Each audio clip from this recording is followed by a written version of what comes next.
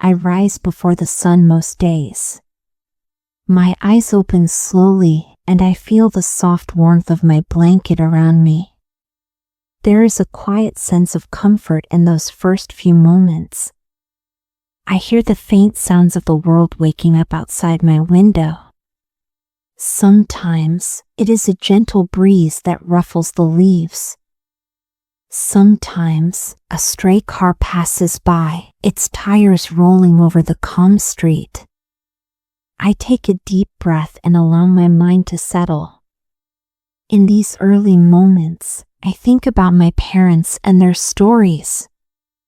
I think about the quiet strength they hold. This morning, I decide to go to the kitchen and begin the day with a simple cup of tea. I step out of my bed, careful not to make much noise. I know my mother is usually awake before me, but I still move gently. Our small apartment feels cozy in the morning.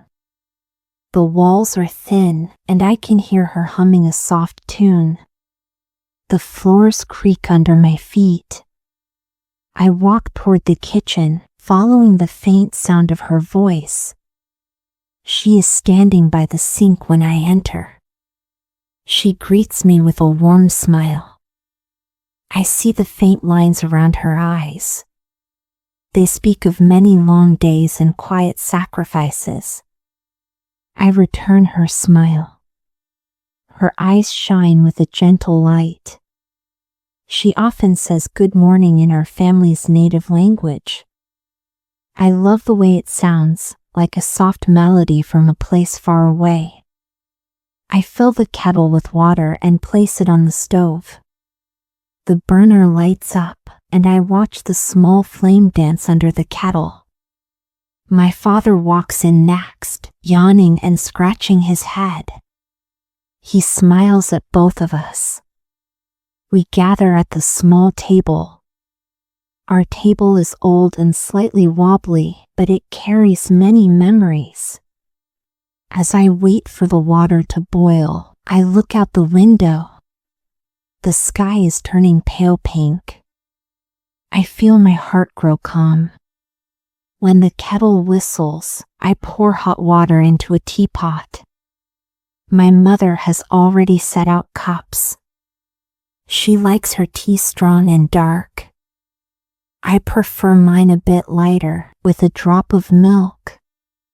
My father takes his time choosing which tea to drink. He says different types of tea remind him of different places. Sometimes he chooses a tea that brings back memories of the country he and my mother left many years ago. We sip our tea slowly. I watch my parents' faces. I wonder about all the things they have seen and felt in their lives. They traveled across the ocean when they were very young. They left behind family, friends, and the language they knew so well. They came here with little money. I imagine them standing in a busy airport, hearts pounding, unsure of what lay ahead. Whenever I ask them about it, their eyes grow distant. They say it was both scary and exciting. It was a journey of hope, but also of fear. After we finish our tea, my mother and father get ready for the day. My father puts on a light jacket and leaves for work. He works at a bookstore several blocks away. He loves books, and the quiet environment suits him well. My mother stays home most mornings to cook, clean, and sometimes sew clothes for people in our neighborhood. She is skilled with her hands. She learned to sew when she was a child, taught by her own mother. Now, she uses that skill to help our family. She never complains about working long hours or the small pay. She simply says it brings food to our table. I go to my small desk near the living room.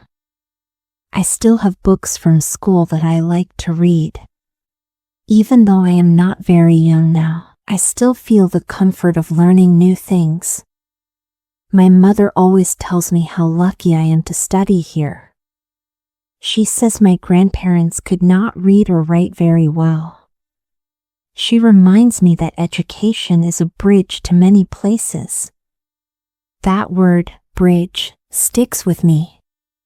It makes me think about how my parents have built a bridge between two worlds, the world they came from and the one we live in now.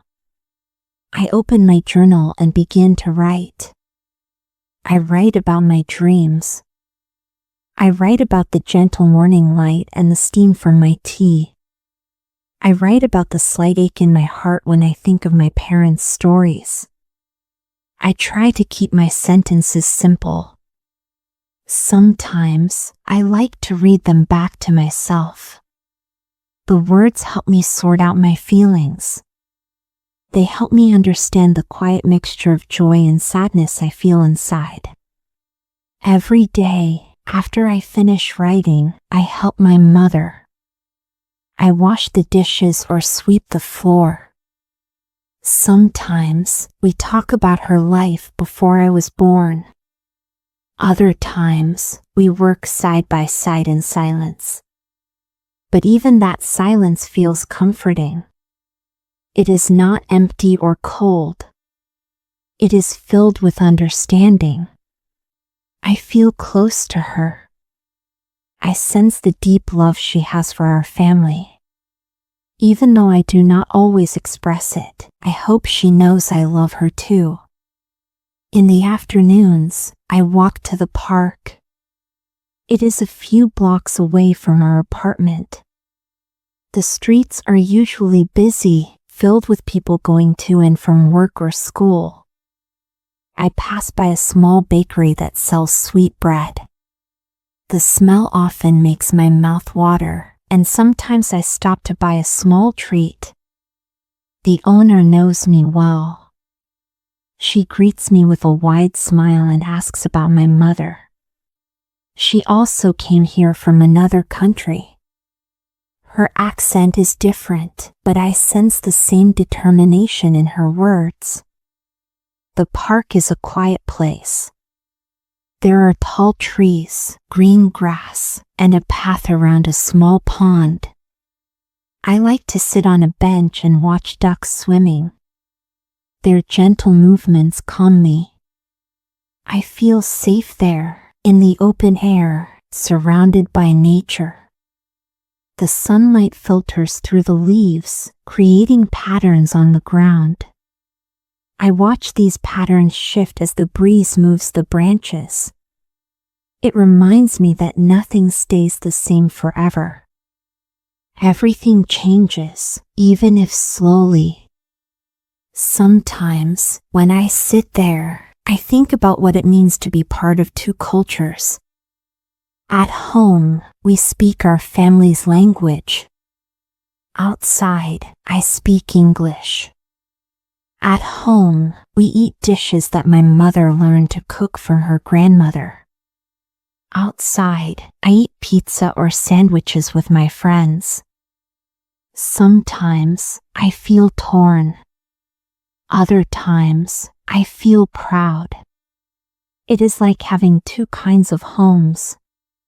But it can also feel confusing. There are moments when I do not know which side of me is stronger. I wonder if I truly fit in. As I walk back from the park, I buy groceries if we need them. My mother always gives me a short list. Rice, vegetables, eggs, and maybe some fresh fruit. I carry the bag carefully so I do not bruise the apples or tomatoes. On the way, I see children playing in the street. Their laughter rings out in the open air. I remember my own childhood days, playing simple games with my father when he had a day off. He would lift me up and spin me around, even though he was tired from work. I felt his love in those moments. It was a love that came from a place of sacrifice and hope for my future. Back at home, I help my mother prepare dinner. She teaches me how to chop vegetables. She shows me the right way to stir the pot so the food does not burn. I observe her hands. They have a few small scars from needles and scissors. Her skin is a bit rough in places, probably from washing clothes and dishes every day. But her hands move with a kind of grace. I realize these hands have cared for me all my life. They have sewn clothes, made food, and wiped away my tears when I cried. I feel a sudden surge of gratitude. When my father returns from work, we sit down to eat together. We discuss small things, how our day went, what the weather might be tomorrow, or which friend from the neighborhood stopped by. Sometimes, we talk about the old country. My father tells funny stories about how he used to chase chickens in his grandmother's yard. My mother smiles, remembering her own playful youth. I laugh at the images their words paint in my mind. But there are also serious stories, ones I did not fully understand when I was younger. They talk about the hard times when food was scarce. They speak of uncertain days when they had no proper home. They recall the fear they felt, leaving loved ones behind to come here. As I listen, I feel both sad and proud. I know each story holds a lesson about courage and sacrifice. It reminds me of how love can lead people to leave everything behind for a better chance in life. After dinner, I help clear the table. My father washes the dishes while I dry them. My mother sits for a moment, resting her back against the chair. She looks tired but content. The kitchen is warm. The light above us is soft. I feel a sense of peace, just being there with them. It feels like we are safe in our small world, even though we know challenges exist outside.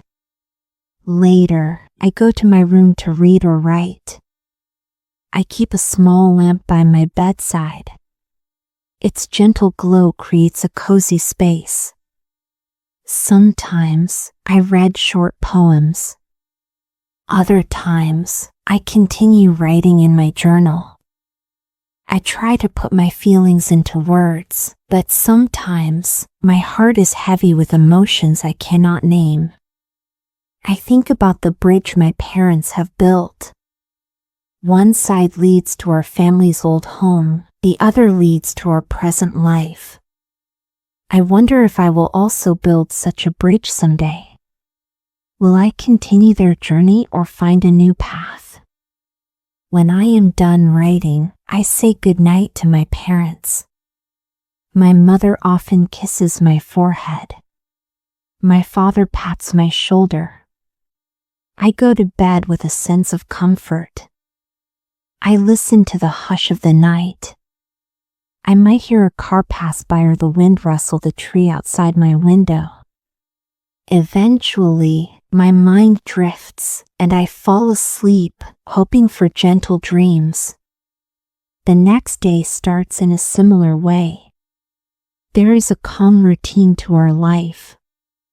I wake up early, sometimes too early, just to watch the first rays of sunlight touch the corners of our home. I find peace in the repetition of small tasks. I realize that these everyday moments shape who I am. They give me a sense of belonging and stability. When I am not helping my mother or reading, I enjoy walking around our neighborhood. There is a quiet bakery, a bustling grocery store, and a small library. The library is my favorite place besides the park.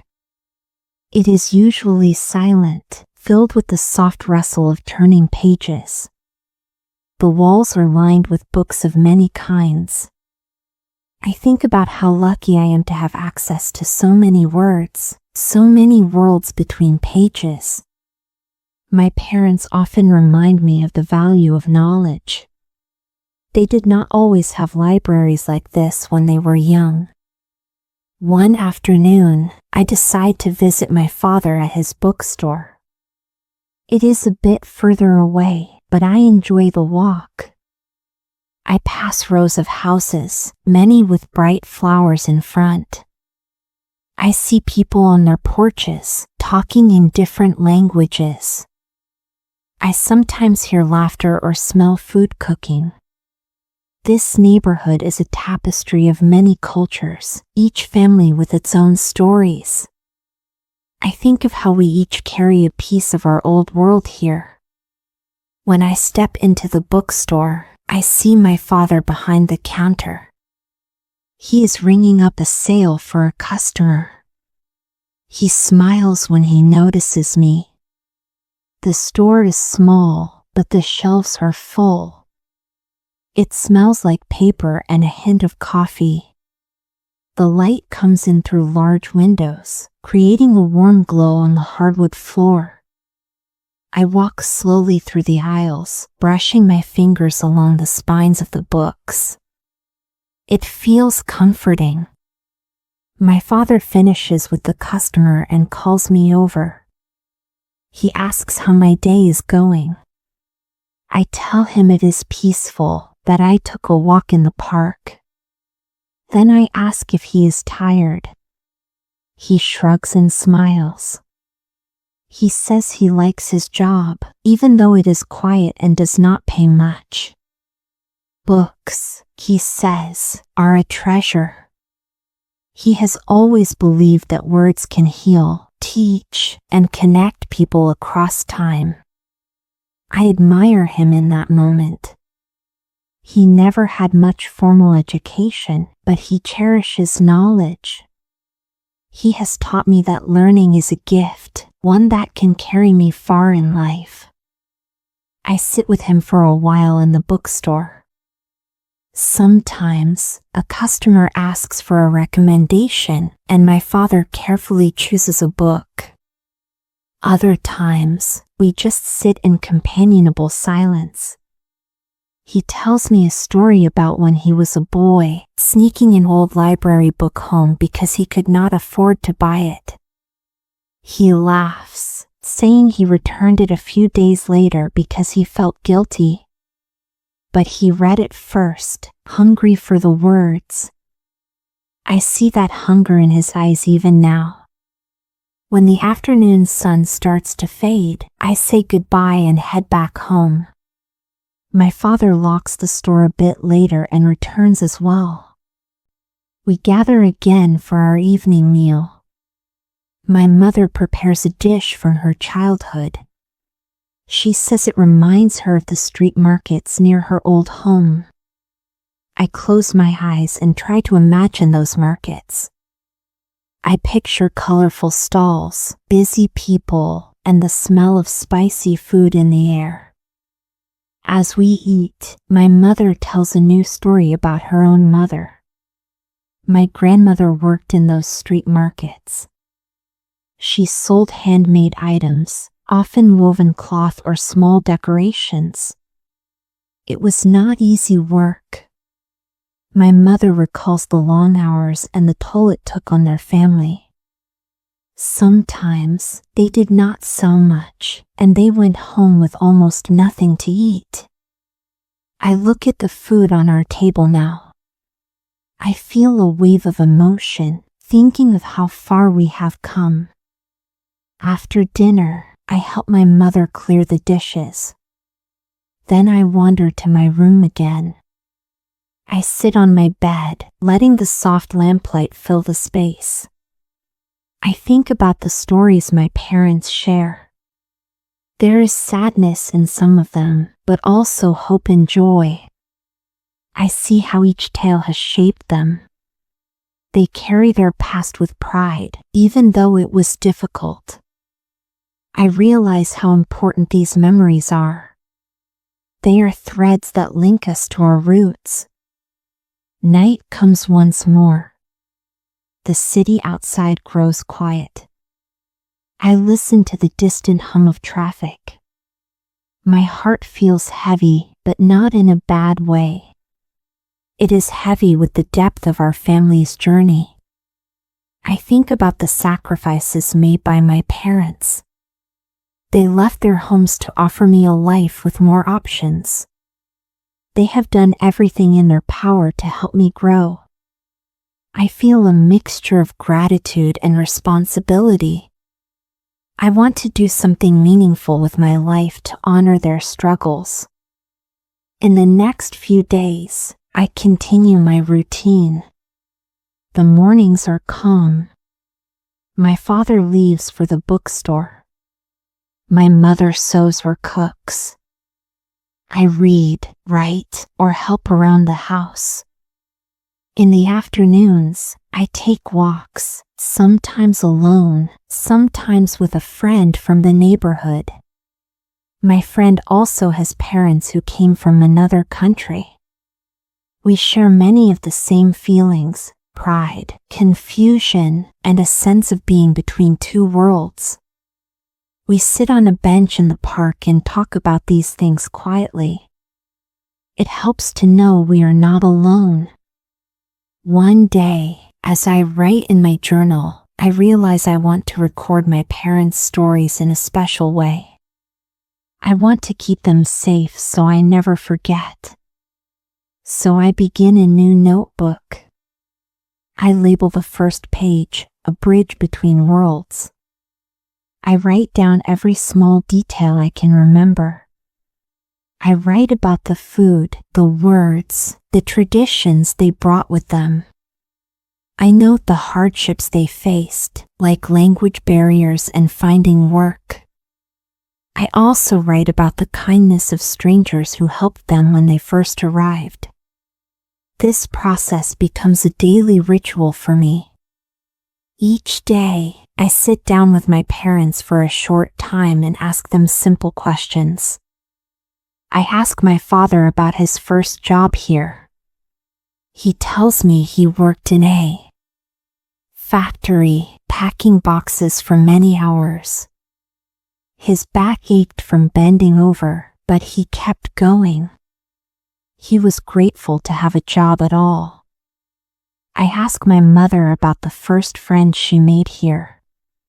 She tells me about a neighbor who spoke only a little of our language, but they exchanged smiles and small gifts. Over time, they learned bits of each other's words. They bonded over recipes and shared laughter. I write all this down in my new notebook. Sometimes, tears come to my eyes when I think about how brave they were. I wonder if I would be so brave. My mother notices my tears once and pats my hand gently. She tells me not to be sad. She says this is just how life goes. There is struggle, and there is triumph. There is loss, and there is also gain. She says everything is worth it if it leads to a better future for the people we love. One evening, my father returns home with a small package. It is from a relative who still lives in the old country. He opens it slowly. Inside, there is a letter and a few old photos. I see my grandparents in one of the pictures, standing outside a simple house. They wear kind smiles, and my grandmother holds a bouquet of wildflowers. My father's voice trembles a bit as he reads the letter.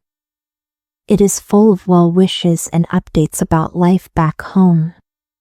He says he misses them very much. That night, we spend time looking at the photos. I stare at the faces I have never met in person.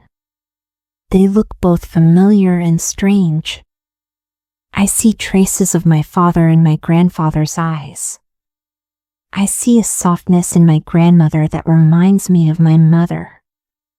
I think about how we are connected by blood, history, and love. We are spread across continents, but we share the same roots.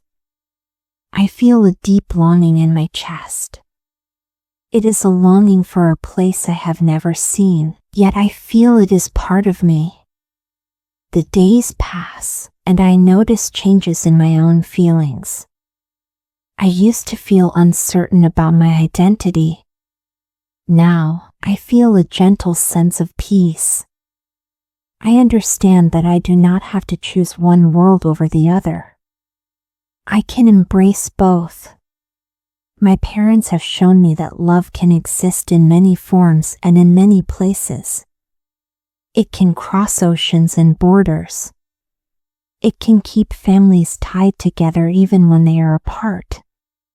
One afternoon, I decide to cook dinner by myself. I want to surprise my mother. I choose a simple recipe from her homeland. I gather vegetables and spices. I follow the steps she once taught me. My hands shake a bit because I am nervous. I want it to taste good. I keep the heat low and stir carefully. Soon, a warm smell fills the kitchen. It reminds me of my grandmother, even though I never met her. Maybe this is how she used to cook for my mother. When my mother comes in, she looks surprised. She sees me at the stove, wearing an apron. A smile lights up her face. She asks what I am making. I tell her I am trying to recreate one of her old recipes. She steps closer, inhaling the aroma. Then she offers small tips. Add a pinch of salt here. Taste a spoonful there. Together, we adjust the flavors until the dish feels just right. It feels wonderful to share this moment with her. I sense that I am connecting with my heritage in a simple but meaningful way. We sit down to eat, and my father joins us. He takes a bite and closes his eyes, savoring the taste. Then he says it is delicious. My mother nods in agreement. I feel my cheeks grow warm with pride. It is a small victory, but it carries deep meaning. I feel closer to my parents' past. I feel like I am honoring my grandparents and great-grandparents in some small way. As night falls, I write about this moment in my new notebook. I describe the smell and taste of the food, the way my mother's eyes shone with approval. I realize that moments like these show me the power of love in our family. It is quiet, yet strong. It binds us together, no matter where we are. I also feel that I am slowly healing the parts of me that felt lost between two cultures. Each day, I see more clearly that I am not split in two. I am whole, with roots in both places. Time moves on. Seasons change. I see the leaves turn golden in the fall and then fall away in winter. Our routines continue, but there is a gentle shift inside me. I notice it when I stand in the kitchen early in the morning, waiting for the kettle to boil. I notice it when I watch my parents laugh at an old joke from their childhood. I notice it when I speak both languages with ease. These details comfort me. They remind me that identity is not fixed. It grows with us over time. One day, I decide to share my notebook with my parents. I sit them down at our wobbly table. I open the notebook carefully. I begin to read aloud the stories I have written. They listen quietly. My mother's eyes fill with tears. My father nods, looking serious but proud. When I finish, there is a soft silence in the room. Then my father thanks me. He says I have given him a precious gift. My mother says she wishes her own parents could see this, so they would know their stories live on. I feel my throat tighten with emotion. I realize that I, too, am grateful. I am grateful for their courage, their sacrifices, and their endless love. I tell them that I understand now, at least a little better, how hard their journey was. I say that their stories have taught me about strength, hope, and compassion. My mother reaches out and takes my hand. My father rests his hand on my shoulder. We stay like that for a while, connected by our shared history. In the following weeks, I continue to add to the notebook. I include little anecdotes from my parents' daily life here as well. I note how my father smiles when he reads a new book, or how my mother hums a tune while sewing. I realize that life is made of small moments. Each day might seem ordinary, but these quiet details carry great meaning.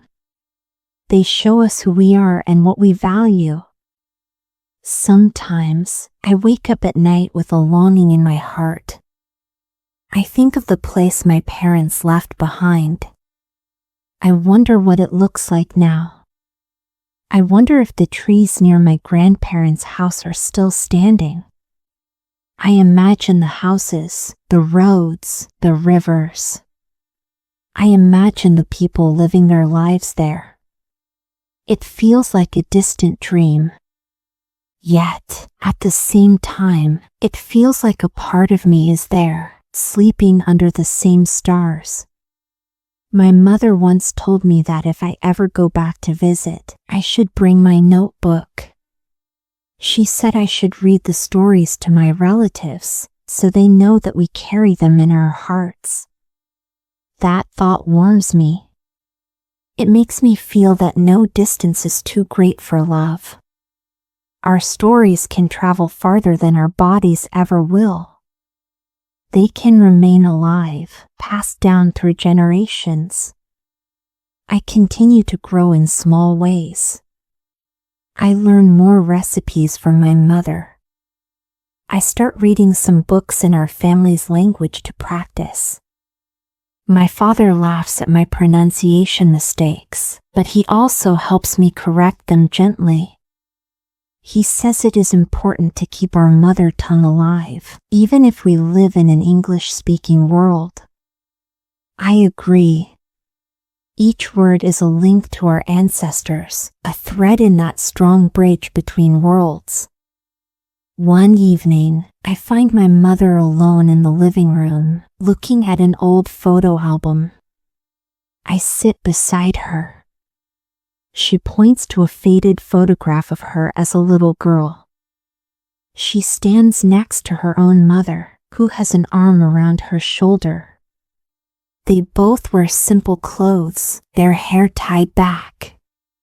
My mother's eyes grow misty as she talks about how much she misses those days. She says her mother had a gentle spirit. She taught her to be patient, to love deeply, and to never forget where she came from. I realize that my mother has carried that advice all her life. She has given me the same lessons, though in a different place in time. I lean against her shoulder and tell her that I appreciate everything she has done for me. She squeezes my hand, and we sit there, letting the soft glow of a single lamp light the room. The emotions are quiet, but they fill the space between us. As I near the last pages of my notebook, I reflect on what I have learned. I see that my parents' journey was not just about moving from one land to another. It was about carrying their love, their traditions, and their hopes into a new life. It was about believing that their child and future generations would have more opportunities. It was about sacrifices made in silence, hardships endured without complaint, and the will to keep going, day after day. I finish the notebook with a final entry. I write that I have discovered the meaning of love and sacrifice through their stories. I write that I understand more about who I am and where I come from. I thank them in words for building a bridge between worlds, for giving me roots and wings at the same time. When I put the pen down, my heart feels light, like it has found peace. Now, I often share bits of these stories with close friends, especially those who, like me, have parents from other places. We nod and smile, recognizing the same themes. We talk about how our parents have shaped us, how their struggles became our blessings. We also talk about our own hopes, our own dreams. It feels good to connect with others who understand. One night, I sit quietly in my room. The lamp is on, and outside my window, the moon is rising. I think about my parents. In the other room, I hear them talking softly. They are probably discussing the next day's tasks or sharing memories from the past. A warm feeling spreads through my chest. I know that wherever life takes me, I carry their love. I carry their resilience, their dreams, and their kindness. I close my eyes and imagine a bridge stretching across vast oceans. On one side is the land of my ancestors. On the other side is the place where I have grown up. Beneath me, I feel the sturdy beams of family support. Around me, I sense the gentle guidance of generations before me. I stand at the center, proud to belong to both sides. I know this bridge will guide my steps forward. As the night deepens, I lie down in bed. I think of the next day. I will wake early, share tea with my mother, and watch my father head off to work. We will go on with our simple, daily routines. Yet, I understand that in these small acts, there is great meaning. Each cup of tea, each shared meal, each conversation about the past is part of our story, a story that began long before me and will continue long after. I feel sleep pulling me gently. My mind drifts, but I hold on to a calm, steady joy. I have found a piece of myself in the stories of my parents. I have learned that love can cross any distance. I have learned that sacrifice can shine a light for those who come after. I have learned that my heritage is not something to hide, but something to cherish and share. I allow these thoughts to comfort me as I drift off. In my dreams, I see my father reading in his bookstore. I see my mother sewing a bright, beautiful cloth. I see my grandparents laughing by a small house with chickens running around. I see myself standing on a bridge, waving to them across the water. And in this dream, I feel the gentle warmth of hope. I know that, in my own quiet way, I will keep building on what they have begun.